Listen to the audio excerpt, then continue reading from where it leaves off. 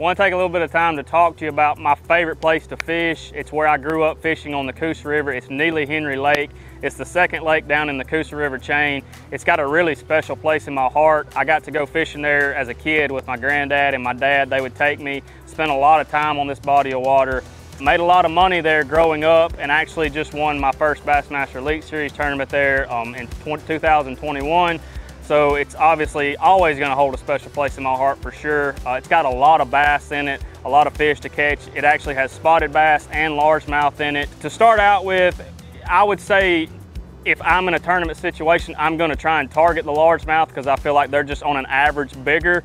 But in the springtime, you can target some spotted bass, catch some 3 and 4 pounders, and then go look for a 5-pound largemouth. And the way that I feel like you can go, try and attack that spotted bass deal is the majority of them are going to be trying to spawn that time of year or have just got finished spawning. So they're going to be a little bit shallower than they would be in other months. So you're going to be able to target them with any kind of reaction baits. I like to, throw a flat-sided crankbait or a square bill, just depending on if the water's dirtier. I'll throw a square bill. If it's a little bit cleaner, a little bit colder, I'll lean more towards the flat side. In a real dirty high water situation, I will like a vibrating jig a lot of times. It's a little bit bigger bait than a lot of people like to throw for spotted bass, but those Coosa River spots, eat those threadfin and gizzard shad that are 5-6 inches long. So I feel like that bait's a good deal to focus on a little bit better quality size spotted bass. From a line standpoint, I like to use Sunline Sniper FC 12-pound for the crankbait, anything cranking.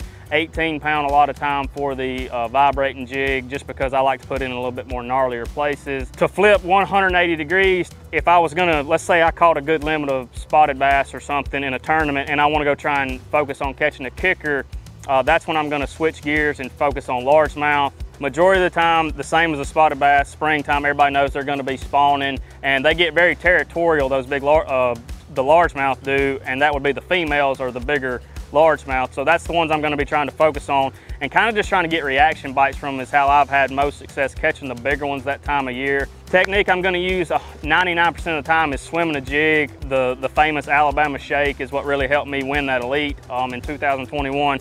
That's what I'm going to be doing a lot of. From a line standpoint, I like the Sunline FX2 60-pound braid. I like a little bit bigger diameter braid, just because sometimes you'll get a fish way back in that grass or way behind some logs and stuff, and you want to be able to get that fish out and nothing happen, your line break off, stuff like that. So from a winning strategy standpoint, that's how I like to do it. I like to try and catch some spotted bass to begin with and then go for a kicker. That would be my winning strategy in the springtime on Neely Henry. But regardless of what technique you decide to do or try to do, just be sure you're picking the right line for the right technique, and good luck out there, and hope you catch some bass.